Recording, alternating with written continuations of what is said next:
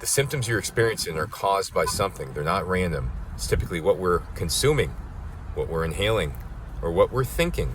Those three things are typically the causes of your flares. It's not as simple as I have condition XYZ, I have autoimmune disease, I have, SIBO, I have these things.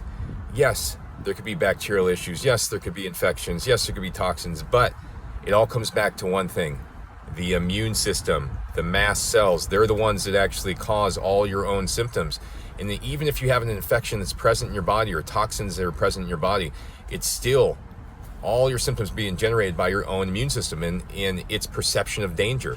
So your immune system is very complex. It'll perceive danger from something that you're consuming, something you're inhaling, something you're thinking. These things, supplements you're taking, medication you're taking, all these things can make the immune system perceive danger and then send out inflammatory molecules. And when that happens, your symptoms intensify.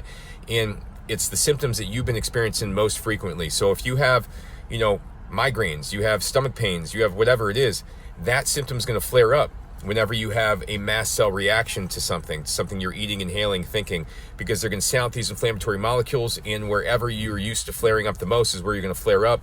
And this is why people get so caught up in their symptoms and they think, oh, I've got this condition because it keeps manifesting. I've got chronic migraines, I've got chronic gut pain, etc.